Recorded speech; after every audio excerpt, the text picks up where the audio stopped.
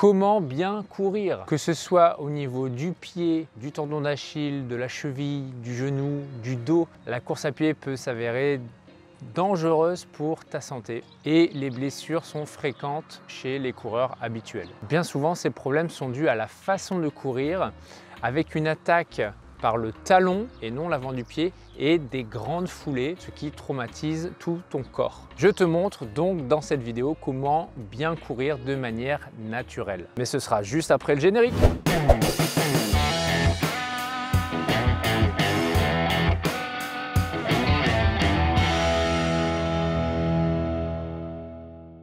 Bienvenue sur Un Corps Vital, la chaîne où tu apprends à mieux manger, à mieux bouger et à mieux penser. Tu trouveras les conseils d'un coach certifié, des tutos, des astuces pour te sentir mieux dans ton corps et dans ta tête. Avant de commencer le premier conseil, je t'invite à t'abonner, comme ça tu pourras regarder toutes mes vidéos existantes et surtout tu n'en louperas aucune de celles qui vont venir. Mon premier conseil, c'est d'attaquer sur la balle du pied. La balle du pied, c'est cette partie-là. Donc c'est vraiment sur l'avant du pied, la pointe du pied, contrairement au talon. Parce qu'en fait, quand tu vas attaquer par le talon, en fait, tu risques de te faire mal au dos et de traumatiser tes articulations. Alors même si du coup tu as sur tes chaussures une compensation, un amortissement pour supporter les impacts, des fois c'est pas suffisant. Donc du coup, l'idée c'est vraiment d'attaquer par l'avant du pied et ensuite de poser le talon et non le talon puis l'avant du pied. En fait, c'est normal que tu attaques par le talon parce qu'on t'a jamais appris à courir et donc du coup,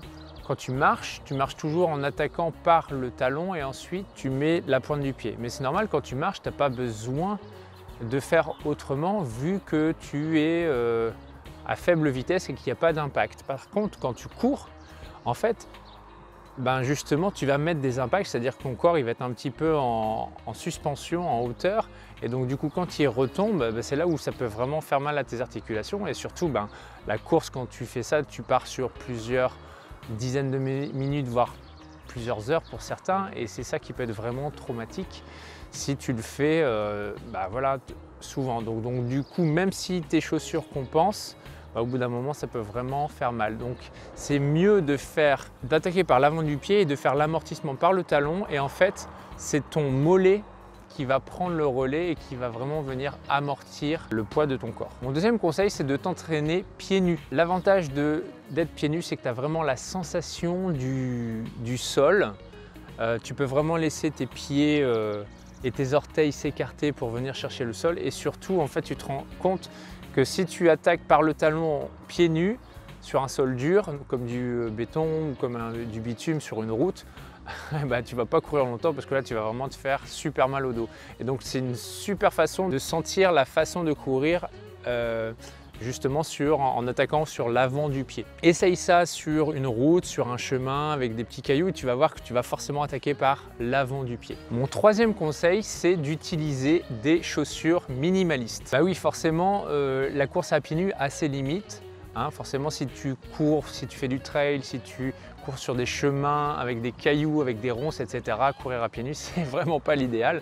Et donc du coup, tu as ce genre de chaussures après qui te permet vraiment d'aller plus loin et de tout ressentir. Donc il y a les trois caractéristiques, surtout des chaussures minimalistes. La première, regarde, c'est la souplesse, tu vois. Donc tu as vraiment une semelle hyper souple.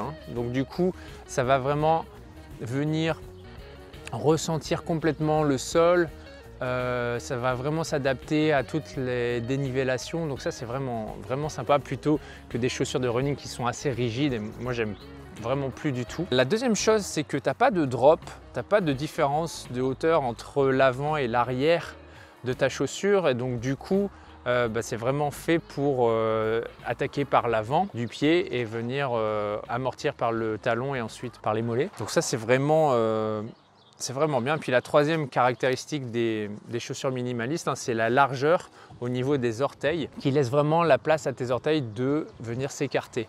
Alors après, tu as plusieurs types de chaussures. Tu as celles dans lesquelles tu peux mettre chaque orteil dans une petite poche différente ou sinon après tu as celles qui sont fermées et tu mets tes orteils dedans. Le plus important, c'est que ce soit écarté sur l'avant de ta chaussure. Mon quatrième conseil, c'est de courir en arrière. Quand tu cours en arrière, tu vas aussi ressentir cette façon d'attaquer par l'avant du pied. Parce que quand tu cours en arrière, tu ne peux pas attaquer par le talon, sinon hop, tu tombes. Donc vraiment, quand tu cours en arrière, tu vas vraiment avoir cette sensation d'attaquer par l'avant du pied et ensuite ton talon qui se pose. Tu vas avoir cette sensation de courir avec des petits pas, des petites foulées. Et du coup, fais cet exercice de courir en arrière. Et puis, une fois que tu es arrivé au bout, hop, tu repars en avant avec la même sensation que tu as eu d'attaquer avec l'avant du pied et au niveau de tes foulées. Donc voilà, fais cet exercice de courir en arrière, c'est vraiment très intéressant et reproduis la même chose en avant. Et mon cinquième et dernier conseil, c'est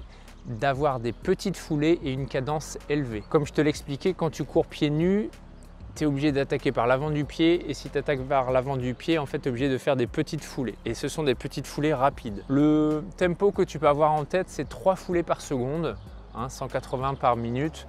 Donc ça fait quelque chose à peu près comme ça.